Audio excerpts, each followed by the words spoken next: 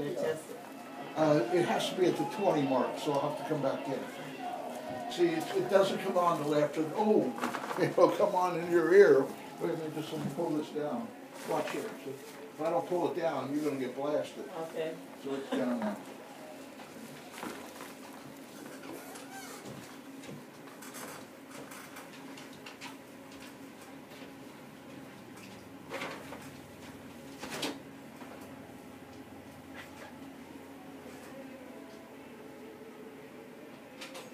Stan, you've been sitting much too long, much too long. Welcome, welcome, welcome. Welcome to Truth, the radio program designed with you in mind, a program whose sole purpose is to empower you, our listeners, for information leads to power.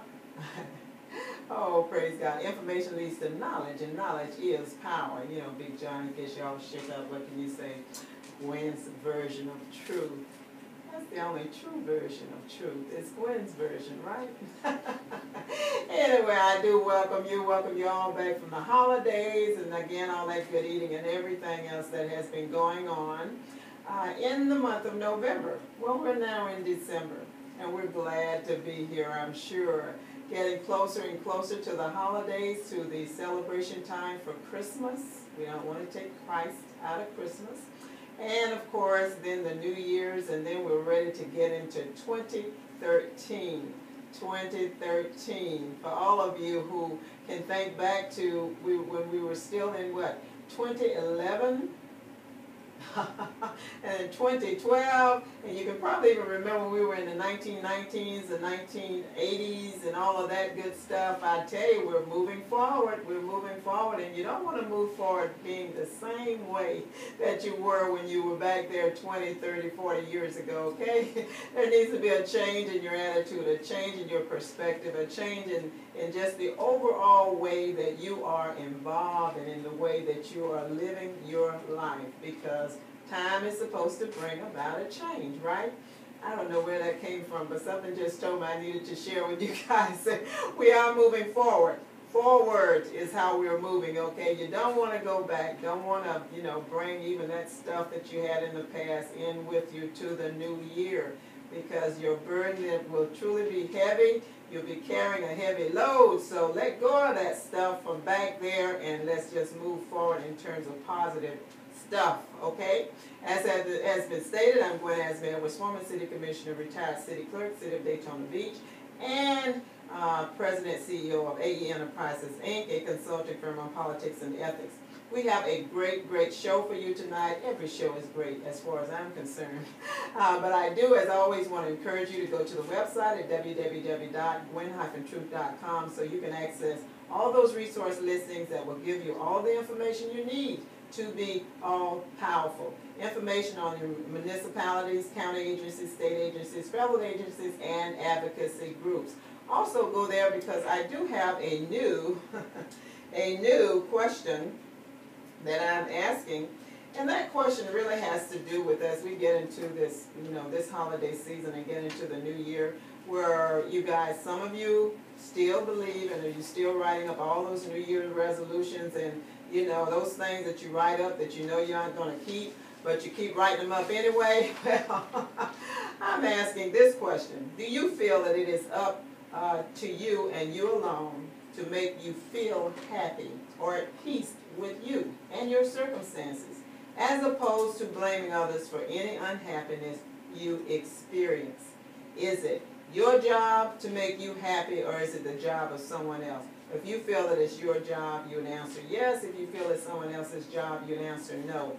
I'd just like to, I know it's a kind of a broad and general question, it's like a feel-good type of thing, but I really like to know, because I really get the feeling that for a lot of people, they really feel that it's somebody else's job to make sure that you're happy, make sure that you're satisfied with you and your circumstances.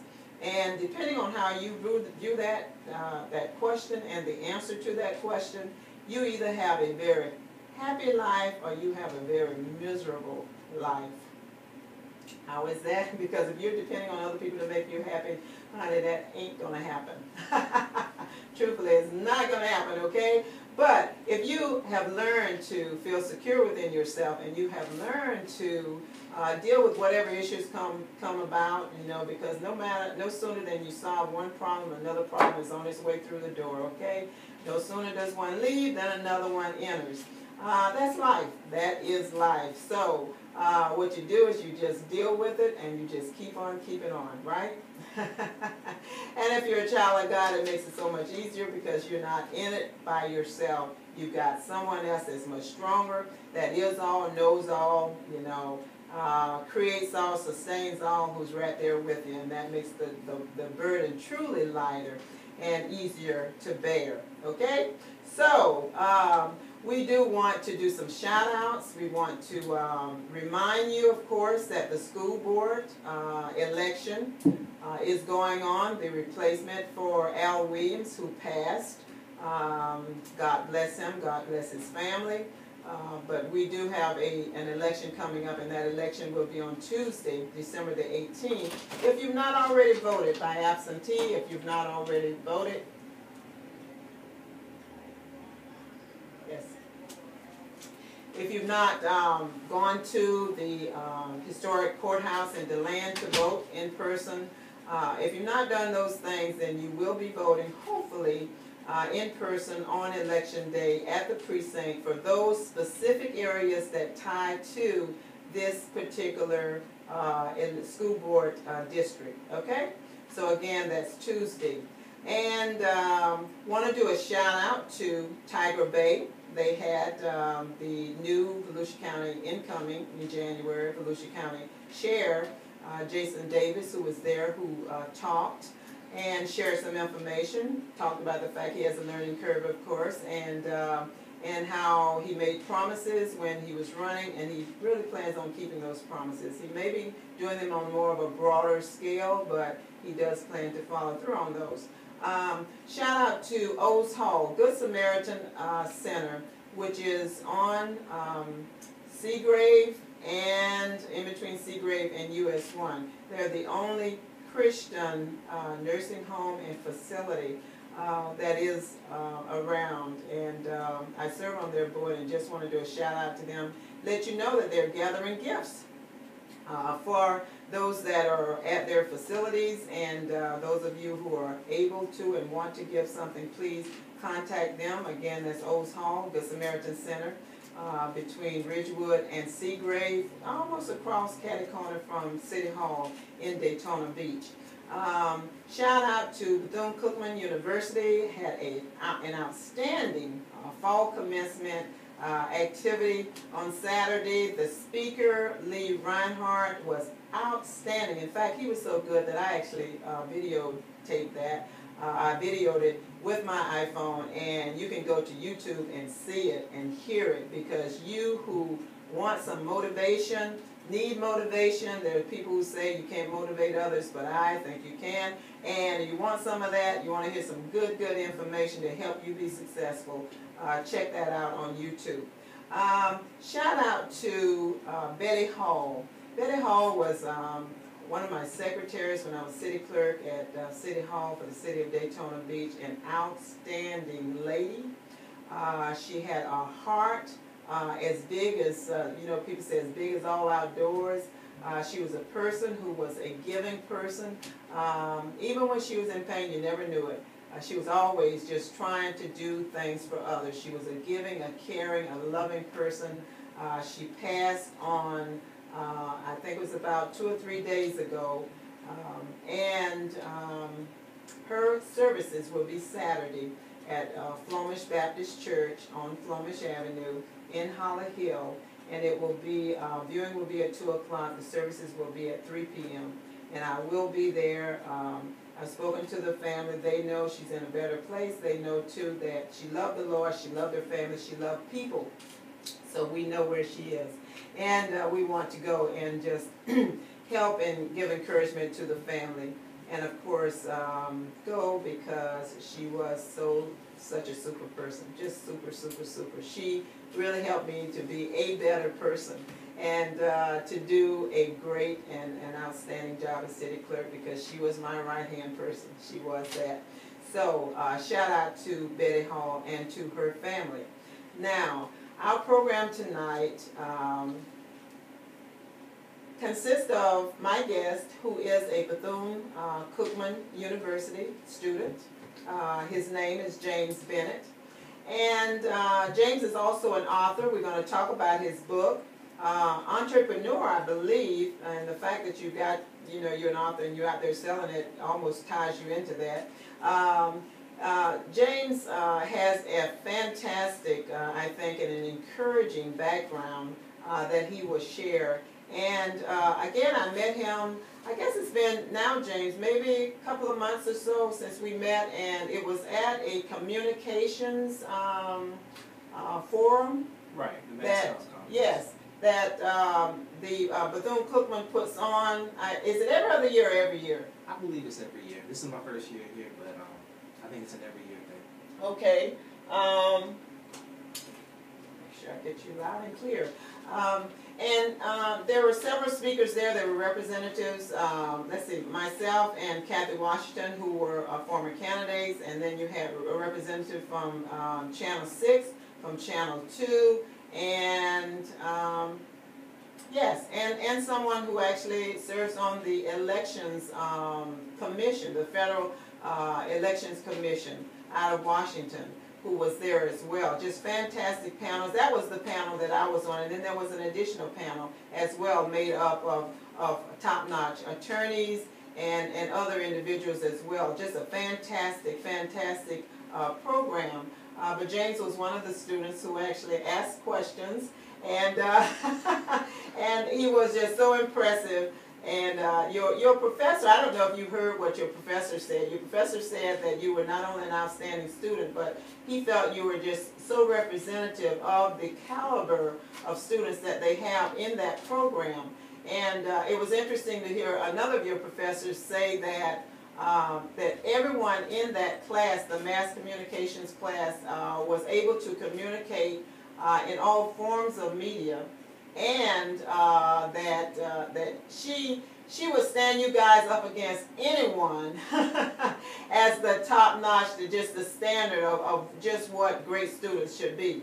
And I mean, that was just such phenomenal to hear not only professors say that about their students, but to feel that great and that wonderful about the program. I think really sometimes, James, that people would be surprised, even in this area where Bethune-Cookman has been for many a year, surprised to hear about the great, fantastic programs that are offered, the majors that are offered, the coursework that's offered, and the caliber of not only coursework but professors and staff and, you know, students and everything else that you have at Bethune-Cookman University, the great Bethune-Cookman University, I will say. And of course, I had as my guest the interim president, Dr. Edison Jackson, who was on a week or two ago, and he's just fantastic as well.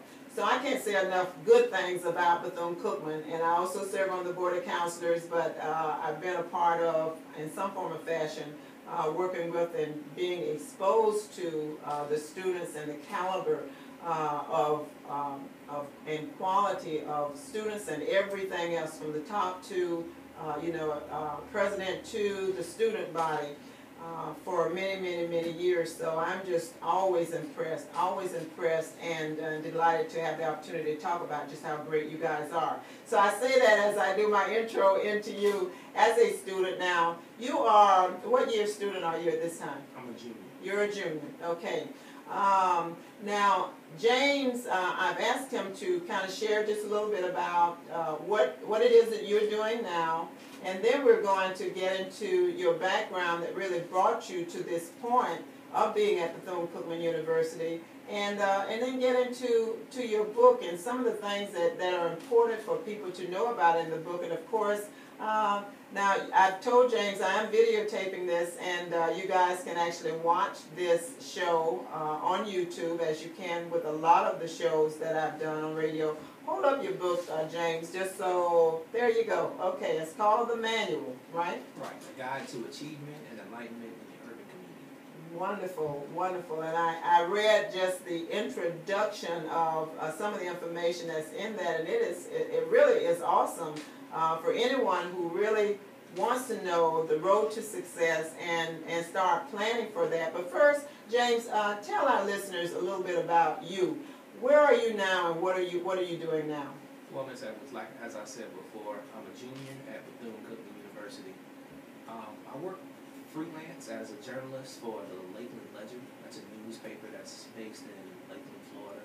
I've done a lot of work for that paper. I've been writing there since I was 15 years old.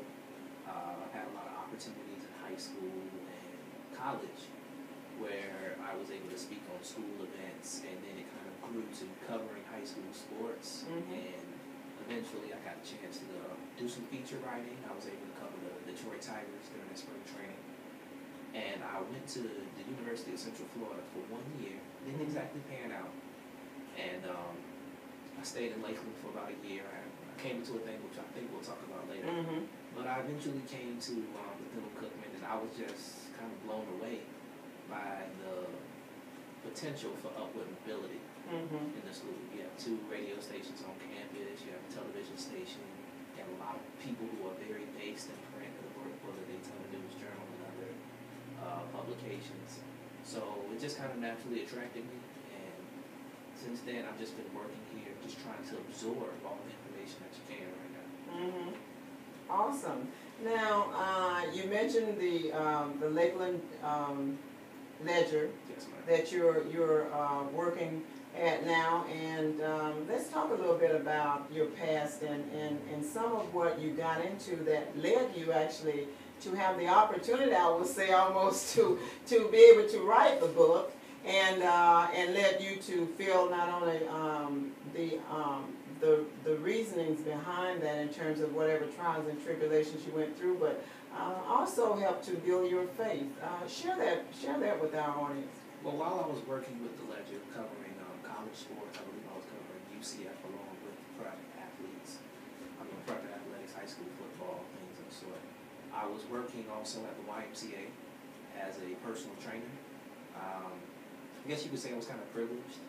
I had a lot of good opportunities coming, and I didn't really have a chance to get knocked off the road. And what a lot of people say is that when faith is at its strongest when you're at your weakest. So that's when God comes through. That's definitely true. While I was at the YMCA, I was starting a charity event that would help out a lot of inner city students, as well as raise money to build a well in Africa. And though it was initially received pretty well at the YMCA at that time, the bosses didn't take too well to it. And the way it came up was it was essentially canceled behind my back. And when I addressed it, not in a violent way or anything like that, it was taken as violent because I was the only black personal trainer working there on the staff at the time. So eventually police were called, and I was taken out of there forcefully. And I was basically, long story short, I was maced, I was tased, I was choked on the back of a police car, and I was charged with charges that could potentially put me behind bars for 26 years. Immediately, I lost my job at the Lakeland Ledger. Of course, I lost my job at the YMCA.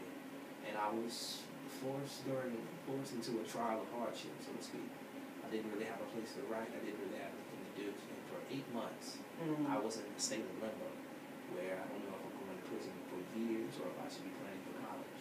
A lot of colleges that I had planned to go to, University of South Florida, University of Central Florida, Texas College, Florida, those schools didn't really, once they found out about my situation, they kind of closed their doors to me. So that also put me in a deeper pool of limbo. So one day during May of this year, I just grabbed a notebook and I just started writing. I asked myself, what is your plan? How are you going to get out of this situation? And I had a lot of answers to that. I'm kind of a, what you call a tactile learner. So I wrote out a plan that would get me out of there. I basically broke down my goals into the next 5 hours. next 5 days, next 5 weeks, next 5 months, and the next 5 years of my life. And I looked at it in that sense and thought of it in the sense of buckets, almost like an idiot man, so to speak. And that eventually grew into the manual. And it really just was a great opportunity. I see it as that way now, but then it was very hard to see. It was very hard to look at this as something like that as an opportunity. But if I had not been arrested, if I had not faced the trials that I did, the book would have never been made. Because I was on what you would call a treadmill, so to speak. I was going to work, I was going to school, and I was just hoping that good things would come along the way. Rather than actively thinking in my own and being kind of self-aware of my situation, and being self-aware of the situation of my community, being a young black man. It really, really was a great opportunity to be able to absorb all of that information, take all of it, and then put it all into one creation that will hopefully stand the test of time and help out a lot of other people who may face that situation or could potentially face it. Now, you've kind of alluded to a little of what's in the book in terms of goal setting and the like, using the number 5, and 5, of course, is a very meaningful number spiritually as well. And you talk about in the intro the spiritual side of that, and how going through all of this really helped to not only make you a better person and create and open a door of opportunity for you to write the book, which we're going to get into in a little bit, but it also helped to reestablish and firm up your faith. That's definitely correct. Hardship is discipline. This is a little story. Basically, I used to read the Bible every day I was at the YMCA. It was a time of faith building for me before I was arrested, just because I had been academically disqualified from UCF, and I wasn't completely sure of what I was supposed to do. So the day after, well, a few days after, it took me a while to open up my Bible after I was arrested. But a few days afterwards, I opened up the Bible, and their bookmark was Hebrews 12, verse 7. And it says, literally, endure hardship as discipline. Take it as God disciplining you like a father disciplines a son.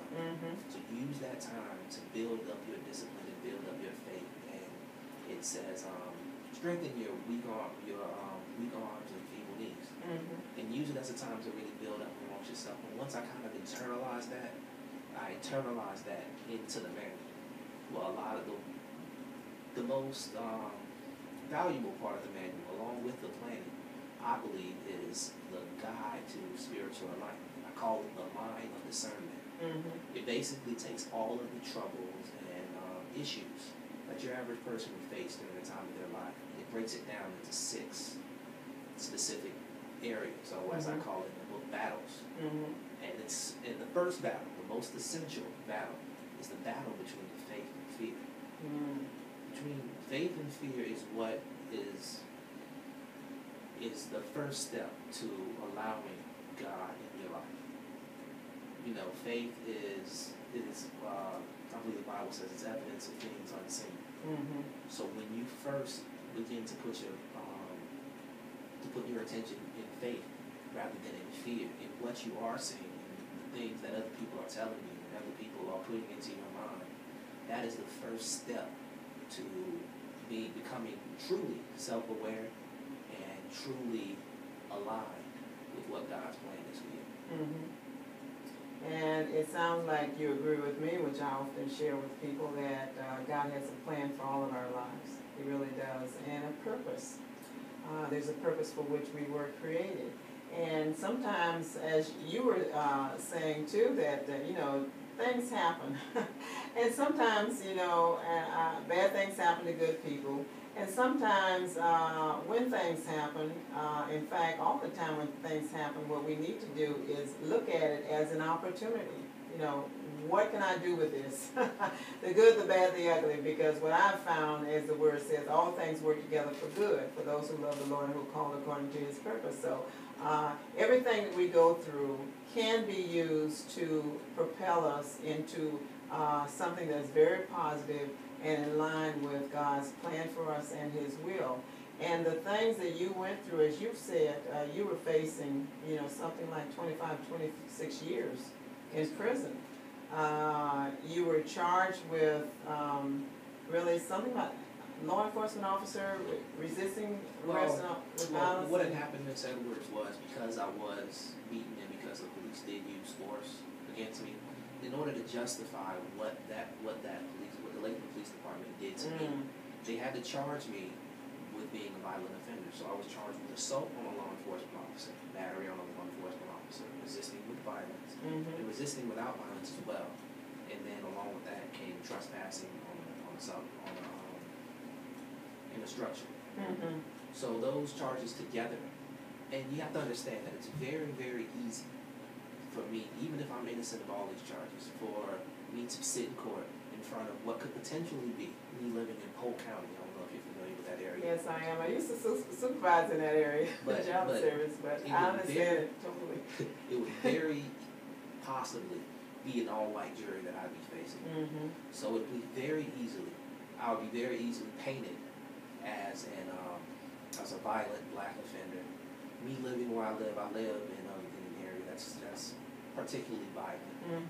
And it would be very easy for them to do that. It would be very easy to kind of pull the wool over the jury's eyes, and then I'd be in jail, and then I would be subject to their prejudices. And like I said, the first battle in the line of discernment is the battle between fear and faith. But the sixth battle, the final battle, is the battle between insight and illusion. And a lot of times, you can't just say it's the white community. It's also very, very strong in the black community, but in different ways, there's a lot of illusion going on in the world. And a huge one is in the courtroom. As a matter of fact, I use an example for each level to put it in terms. And my example is the assistant district attorney. Someone who would have a perfect case, possibly putting a young black man behind bars that didn't do a crime. Just because you worked very hard to prove that case and you prove to the jury that he's guilty, he's found guilty by that jury, doesn't mean that what you did was right. So there are a lot of rules and there are a lot of things that people look to for guidance and they look to for truth. But as you say, the only thing that's really there is God. So it helps. So the key is to understand that what you see with your eyes sometimes possibly blinds you from seeing the truth. So knowing that gives you the key to insight, and then staying grounded in faith and staying grounded in joy, willpower, truth, love. All of that will lead to what God's vision, what God truly plans for you. Awesome. That is really awesome. The book that you've written, and how can someone get the manual? Well, right now the manual is self-published. I'm talking with some publishers right now about getting it available in more stores. But as of right now, it's available through Amazon.com. All you have to do is go in there and type the manual, type James Bennett along with it. There are about there are many books called the manual. There are many manuals to other things, but you type the manual, James Bennett, JamesBennett. It'll be available. It will be there. It's for sale for $10, I believe. And then if you have a Kindle or a smaller version, an ebook reader or something like that, it's available for $2.99. Oh, awesome. Wow. How were you able to, for those who are interested, because I've written a book as well, self-published, but for those who are interested in getting something published, how were you able to, given the circumstances that you've shared, go from there to actually getting your book, to the state that it's in now, and on Amazon and the like? Right, because it just started, and it's about 30 pages of scribbles in a notebook. But first thing I had to do, I had to get it all the way ready. I had to have my manuscript ready. And to be completely honest with you, Ms. Edwards, I wrote the manual as evidence as to what truly happened in my situation. So I wrote it with a purpose. I wrote it with a purpose as if I'm not able to speak, if my lawyer advises me not to speak in trial or something like that, I put something out there that lets people know the kind of person that I am. Right. So I wrote it with a purpose, and it was a weapon, so to speak, that would show the truth. And truth sometimes is your only weapon that you have. Absolutely. So I wrote a manuscript, and I had the idea of going self-published. I couldn't wait for a publishing company to put it out, but truthfully, I didn't have the time to wait to see if they would approve the format. I mean, I've been a journalist before, but I was a young writer. A lot of people, I mean, it's kind of difficult to get approval, and sometimes you have to put money up front, even if you're getting published by a bigger company. So I decided to go through CreateSpace, which is a subsidiary of Amazon.com, and I had the book out, and as soon as I had the manuscript done, which was around June, I added the pictures, I added everything, and sent it off to the company. Around September 1st, I got an electronic copy of the book that had the book and all the pages and everything. I just saw it, I approved it, I had the cover made, and for close to about $1,100, I had this book made in its state. And from there on, I've just been promoting the book myself, selling it around my city, using a marketing strategy that reaches out to barbershops, nail salons, mothers, anyone who could use this, and I believe it's potentially able to be used by everyone. Yes, absolutely. So, self-publishing is pretty straightforward. You basically have to have your ducks in a row already, and there's a lot that's on your shoulders.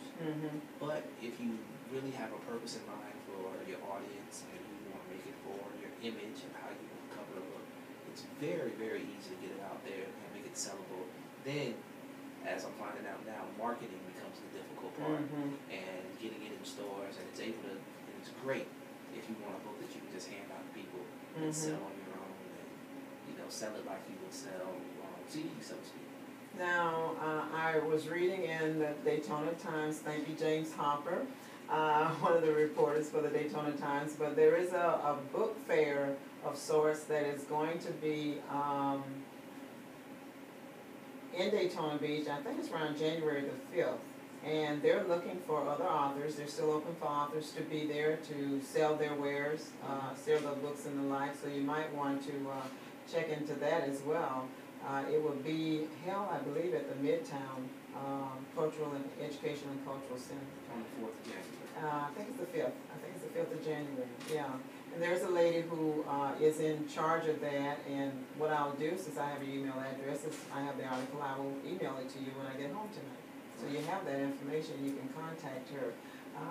Because from what I've read in the introduction about your book, it really and truly seems like a good manual for someone who really may not be as goal-oriented as they need to be, and this can kind of help them set some things in place. I love the way you have it broken down with the first 5, is it 5 hours first, and then 5 weeks, or 5 days, 5 weeks, 5 months, and then 5 years. How far have you, because I believe you wrote this, was it last year? I wrote this year in May. Okay, this year, okay. So you're still in your first 5 months, a little past 5 months.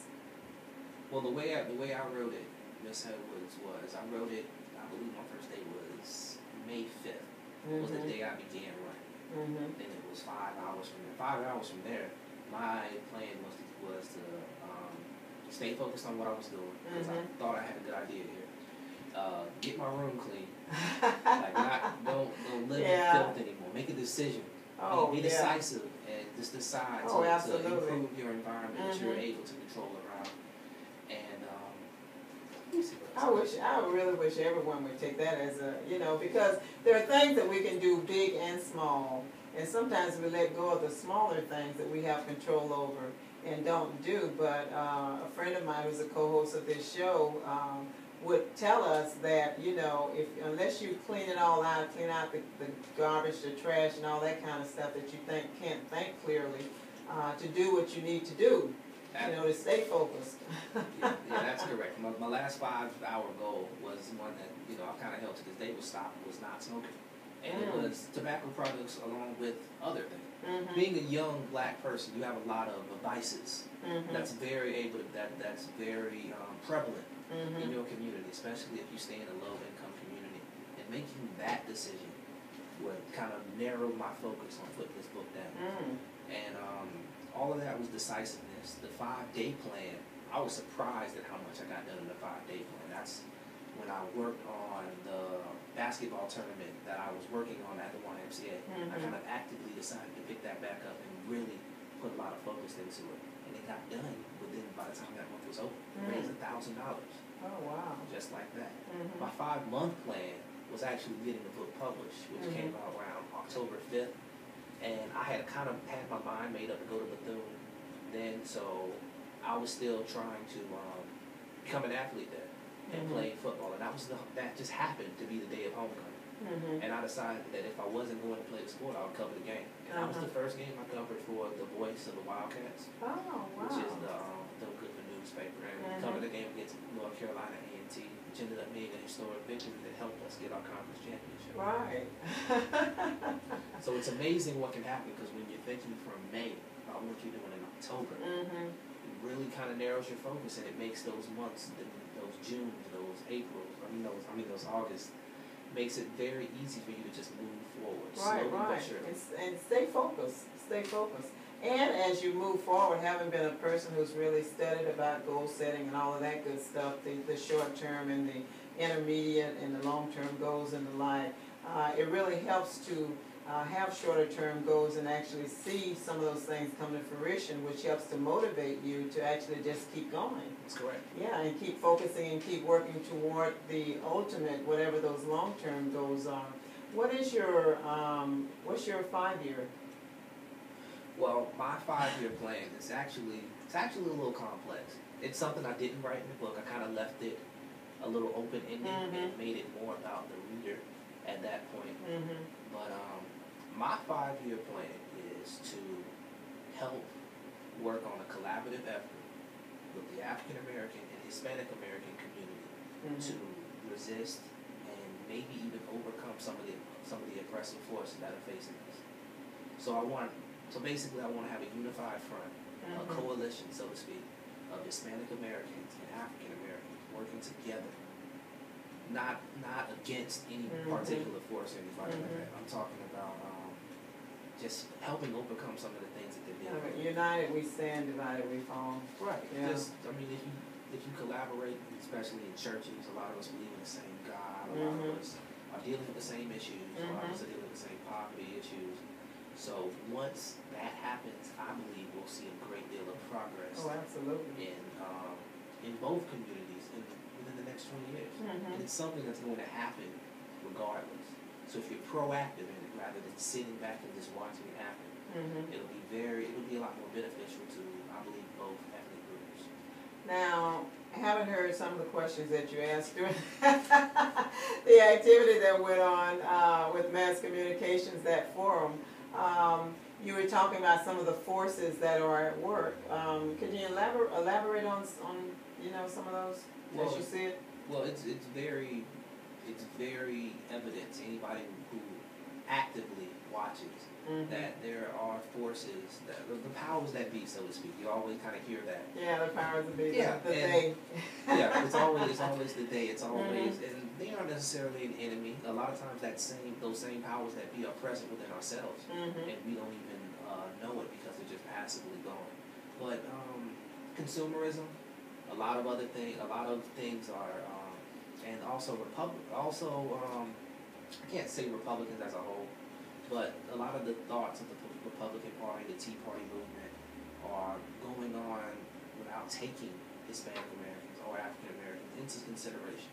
It's very true, but at that same time, you also have to keep an active eye for the same people that are on your team. The Democratic Party, as of right now, is going through a lot of are becoming an enemy to what you call the world. It's not the Democratic Party, it's not the Republican Party, it's America. It's the American government. The democracy. Right. And you know it, yeah. And it creates a lot of enemies, not only abroad, but also within its own community. So it's if you're going to be an active part of that, as you are, Ms. Edwards, I think it's important for us as citizens, even if we aren't taking office, even if we aren't engaged in politics, to be aware. Yes, understand it. To be to be aware and understand what's happening, because many times a lot of things happen in 2010, when Rick Scott was elected, the Polk County School Board where I live was nearly decimated. It was gutted. A lot of money was gone. A lot of people were laid off, and everybody was wondering what happened. What's happened? But nobody went to any school board meetings. Nobody even saw what was there. Nobody was active in the 2010 election process. They sit back and they believe that because we've gotten this person to elected to power, that he will take care of everything. That is that's a path that leads to destruction. So I believe that us, especially as African Americans, especially lower income people, especially young college students who may not have a bearing on the world just yet, they need to be intrinsically motivated in order to move forward in life. In order to see any kind of progress and anything that they want to be involved in, they have to be active.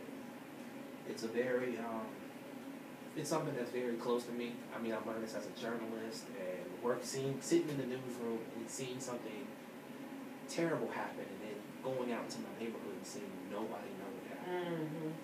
So being young and being involved in that, it kind of sparked the fire under me, and that's something that I'm going to be working on in the near future.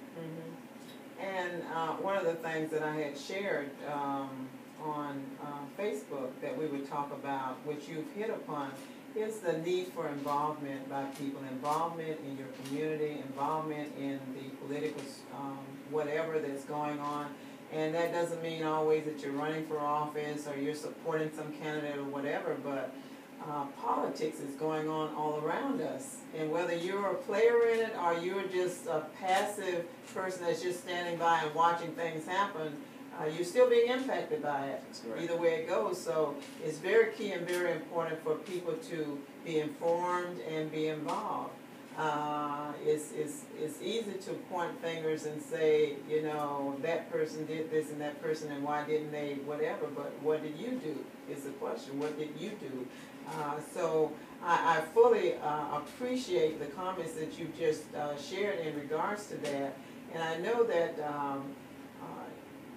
as you were saying, many times, you know, we get involved with this party or that party or whatever else, but one thing that I will say about even the Tea Party people, Republicans, Democrats, Independents, whomever, they're involved and they're doing their best to be informed and to get other people informed. Now, we might say some of them are a little misguided, but the bottom line is that they're doing their part in making sure that they're as informed as they can be and that they get their message out.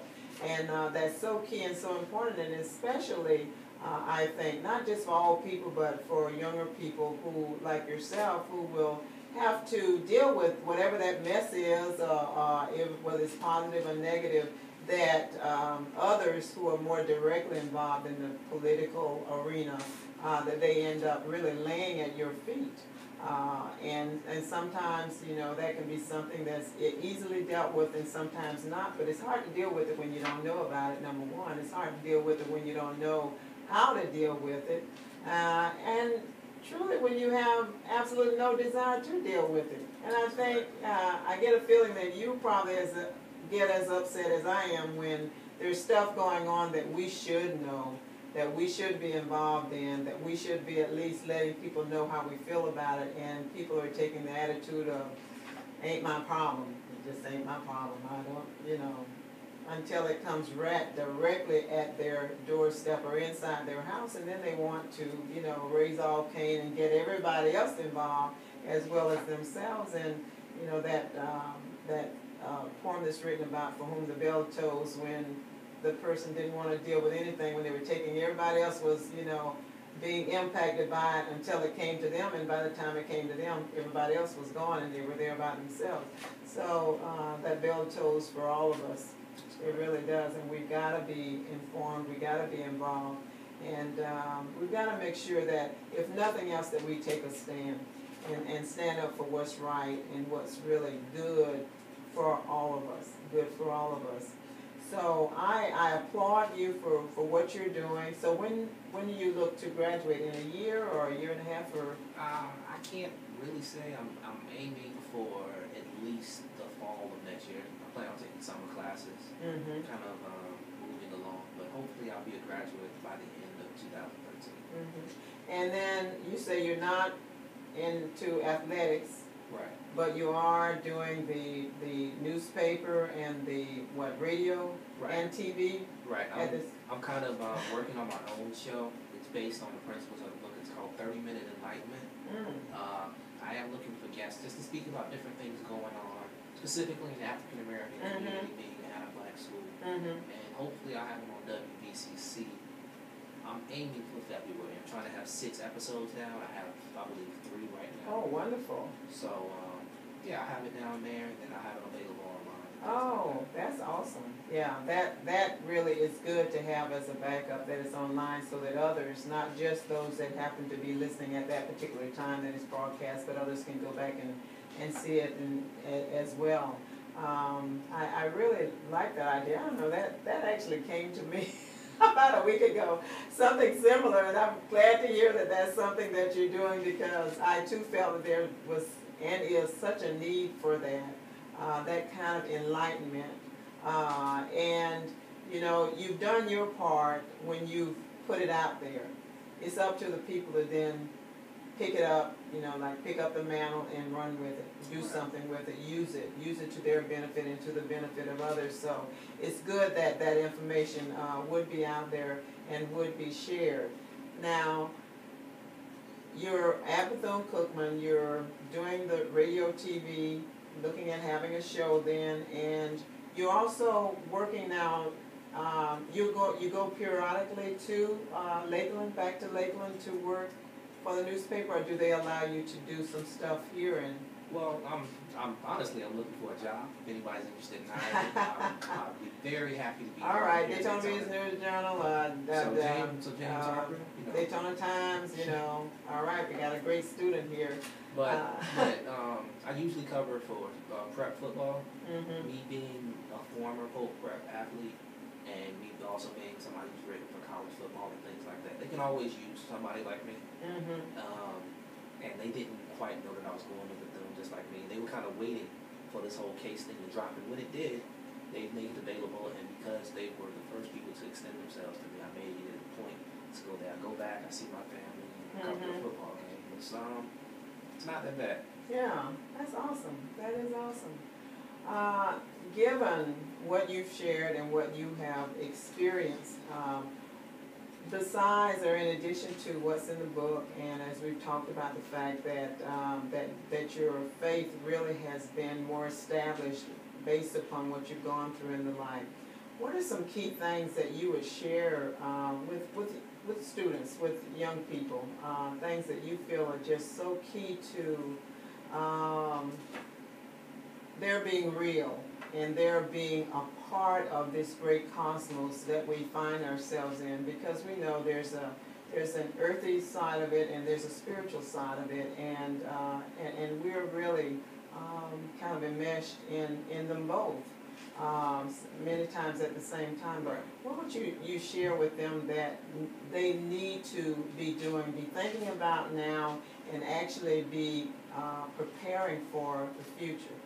Well, 4 things that I do when I speak to kids. I always like to involve one of the 4, because now I'm going out to mentor young kids, and I kind of don't really know what to say, so I always base myself in these 4 things. I know I'll be all right because it's something that everybody needs.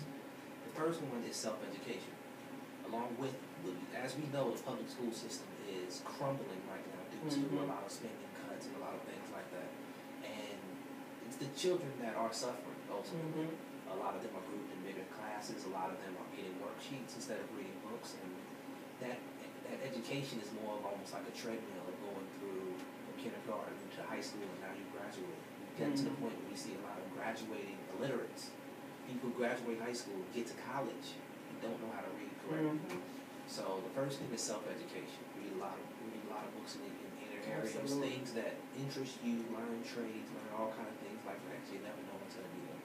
Second thing is being self-aware, being knowledgeable of everything that's going on around you. A lot of times, students, especially young students, high schoolers, involve themselves in everything high school, and then when they graduate, there's nothing for them there. You have the summer, and you go out all the parties, and next thing you know, all your friends are going to college, and they're getting jobs, and you're staring right by the wayside with no idea what to do. So the key is to be self-aware, be knowledgeable of everything that's going on around you, and be knowledgeable of what you plan to do in the future. That's something I use in the manual as far as goal setting. Mm-hmm. The third thing is being self-reliant. You can't always have mama and daddy there for you. A lot of times people don't have that there, so they become dependent on something else. Something that's very, that young people my age are very dependent on is rap music. They're dependent on the message that it sends, and they're dependent on that to teach them ways of how to be cool, so to speak, teaching them what to do. So instead of being self-reliant and relying upon their goals of themselves, they become reliant on the goals of Rick Ross or Jeezy or Kanye or something like that, and they become completely aligned with them. That's dangerous for a lot of reasons. One, those very secular music, so to speak. I mean, a lot of times it plants a bad seed in your mind. It plants a seed of violence, plants a seed of lust, or plants a seed of gluttony, a lot of other things. But also, those people aren't living the lives that you think they live. So you're also aligning yourself with a lie, which isn't good for you as well. The fourth, and I guess the final thing is the same thing that can get you out of any situation. It's simply having the right mental attitude to any situation that you face. So if you're facing any kind of struggle, if you're facing any kind of issue, if you're in a situation where, like me, you're kind of guilty before you're proven innocent, then you have to have the right mental attitude. You have to just prove that, hey, anything that I'm going to do, I'm going to have that right mental attitude towards it, and as a result, everything that I do is going to be aligned to helping me in the situation rather than hurting me. A lot of times people lash out and violent when things don't go their way, and it simply only makes things worse. Fall deeper into what you call the pit of despair, and it becomes very, very self-destructive. Having the right mental attitude towards it can not only get you out of that problem, but take you above and beyond your own expectations, simply by aligning yourself and knowing that having the right mental attitude will be the best way for you. Now, what is your major is, what, mass communications? Right, mass communications. Okay. And I know our listeners are feeling the same way that I am. You guys got to help this guy get a job now, because he's really, I tell you what, you definitely got the right mindset. You definitely have the right attitude. You've definitely learned from your past experiences have helped to shape you into the person that can not only be a positive role model in settings where you're dealing with youth and mentoring, but a positive role model even on the campus, I would think, Bethune-Cookman University. In terms of Bethune-Cookman University, because I don't want us to go off without, because I've said some things about it, what would you say about someone who's considering, because you said, wow, and then I got to go to Bethune-Cookman University.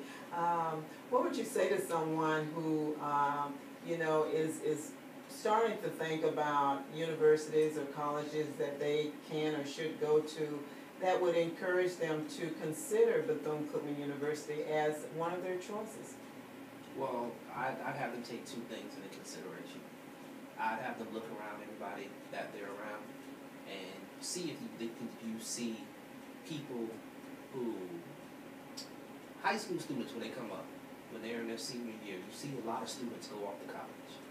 But the thing is, about half of those college students that go off come right back. And they're right back, and then they're either at the local community college, which isn't a terrible thing because it keeps them closer to home, or they're just not going to school at all. What you have to do is if you're considering Bethune-Cookman, is consider, do you want to be there? Or do you want to be someone who's there for 4 years? Or do you want to be someone who leaves and then comes back for whatever reason?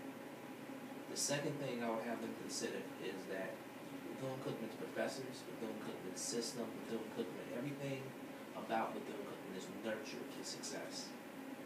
So it helps you. Rather where the school, I've been to UCF and I failed at UCF, so I guess I'm particularly knowledgeable in this aspect. But you're in a classroom with close to 300 people, teachers, sometimes barely speak English, and it's completely dependent upon you to get to these classes, get it done, and you're a leaf in the wind, so to speak. It's very difficult to find your bearings if you come up in a black neighborhood and you're eventually thrown into a school where 65% white, and other things. That may not be a bad thing. You need to think about whether, if you need nurturing to success, you need to be able to sit down with a professor. If you need to be able to reach out to some students that are like you and in your situation, Bethune-Cookman can be great for you. At the same time, there are a lot of students, even at Bethune, who may not be nurturing to success as our professors. I'll just say it like that. Mm-hmm. So it's very important for you to know that you have to work with it. But you're going to get what you put out of it. There are a lot of students that will be on the treadmill even at Bethune. They'll come through and they'll get their degree and they may not learn a thing. Mm-hmm. It's very easy to get on and just kind of get the study guides and pass all your classes, and then when you get out, you still don't have anything. But if you're active in your success and you have the right mental attitude towards whatever it is you want to do, Bethune-Cookman will be a great place for you. It's very reciprocal, so you put in what you get out. Mm-hmm. And if you're considering it, I go there and I talk to a lot of the professors and then talk to some of the students in your field. Mm-hmm. Mm-hmm. In fact, I can recall during one of the Board of Counselors meetings when we talked to some students that were there during the luncheon meeting that we had, and they were saying that when they were considering where to go to college or university, that they actually contacted some of the students at the universities, and they happened to know some students that were at Bethune-Cookman, and they talked with them. And they answered, honestly answered their questions for them, and when they were through talking, they decided that, yeah, it would be a good place for me to go. It's a good place for me to go. I am totally in agreement with you, because I went to Stetson University, that it really, many times, will come down to you as a person. What do you want? And if you're just there to play games, and if you're just there to, use up your parents' money or whatever else, you will get out what you put in. But if you're really there to learn, if you're really there to get something that you're going to be able to put to use, once you finish college or the university setting, then it can be and will be a great place no matter where you find yourself. And there are those who go to historically African American colleges, and there are those who go to, those that are not historically African American in life. It depends upon the person. It also depends upon, if you got money problems, going where they're going to give you a scholarship and give you some money to go as well. Right? Yeah, that makes a big difference as well. 5 years from now, your goal setting kind of ends there, and I know you've shared what you plan to do in terms of bringing races together and having them work together, and really creating a kind of a coalition type of setting. Beyond that, do you allow yourself to dream and to think about these great opportunities that you've been given, actually, because, it could have gone the other way.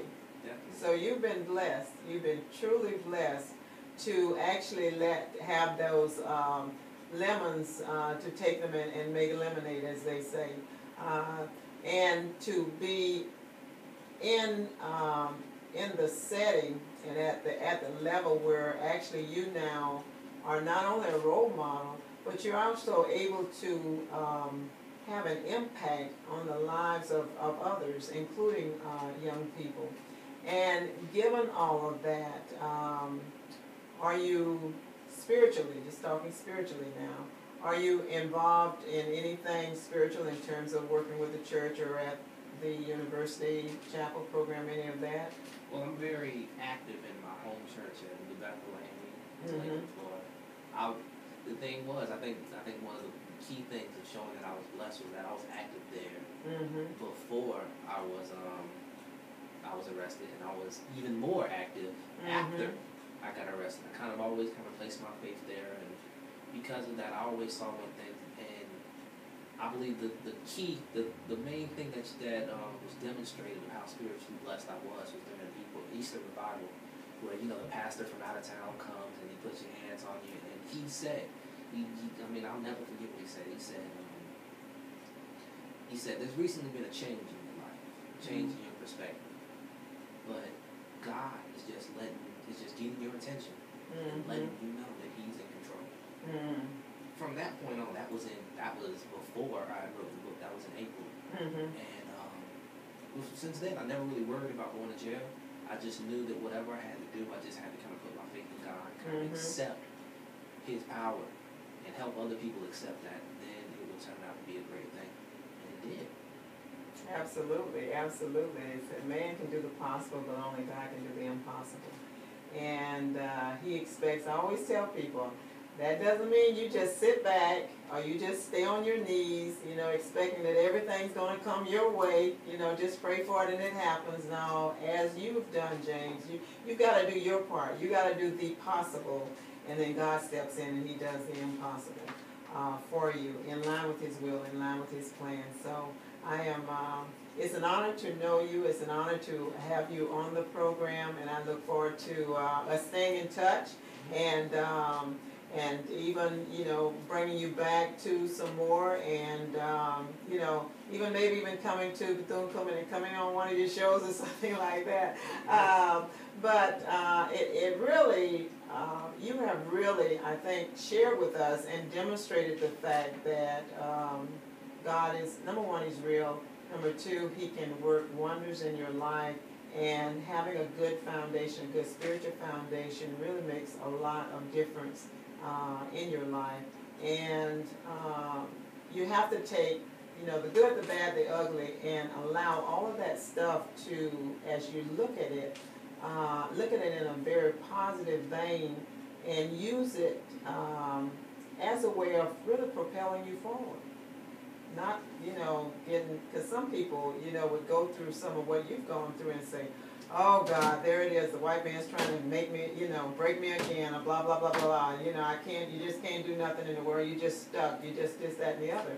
But you didn't do that. You actually looked inward as well as outward, and saw, or could see what it was, and assess what it was that was before you, and then you continue to go forward. So again, my hat's off to you, and I appreciate so much the fact that you are here. Now, tell them again how they can get the book, the name of the book and full title, and how they can get the book, and then tell them if you're interested in them contacting you at some point in time or whatever, especially if somebody got a job offer. Give them that information as well as we prepare to go out there. Okay, the name of the book again is The Manual, A Guide to Achievement and Enlightenment in the Urban Community. The book is available through Amazon. If you go into the search bar and search The Manual, James Bennett, it should be one of the first or second things that pops up. Again, my name is James Bennett Jr. You can email me at james.e.bennett@students.cookman.edu. james.e.bennett@students.cookman.edu. You can call me at 863-712-1007. I can see smoke signals. If y'all have any kind of thing for me, you can find me. It won't be very difficult to be there. But again, I thank you for having me on here, and I'm happy for the opportunity. And I thank you for agreeing to come on, and I thank your professor as well, who thinks so highly of you, and his high commendation of you is not misplaced, for sure. So thank you again to James Bennett. And it's James Bennett Jr. Okay. Okay, to our listeners, we want to say thank you for joining us this Thursday, and please continue to join us every Thursday starting at 6:15 as we discuss issues to inform and empower you who are our listeners, and we are so appreciative of that. Be sure to go to the website at www.gwen-truth.com so you can access all the information. You can also go there and get hooked into what will be James Bennett Jr.'s interview with me. I should have that up and available within the next few days. And we do want you to give a listen, and hopefully it comes through well enough so that you can not only hear what the great wisdom that James is sharing, but you can also share that with your young people, because I think it's not only motivational but also inspirational as well in terms of those things that he has shared. And I encourage you to get the book and not only use it yourself but also share it with loved ones, especially your young people as well, because there's something that James has been given through what he has gone through. But I think, many times these things too can be spiritually inspired, and I believe a little of that is what you will see as well, because it will not only talk about your goal setting but also the importance of faith. Okay, until next time, be informed, be empowered, stand tall for that which is right and truthful. Again, you've been listening to Truth with Gwen Azama-Edwards. My guest, James Bennett, Bethune-Cookman University student, junior, also author, again, of the manual. And listen in, or go to YouTube and look it up, and you can get all that information that you've missed. Again, this is Truth with Gwen Azama-Edwards, and like you, like James, like myself, we're still standing. You be blessed and have a great week.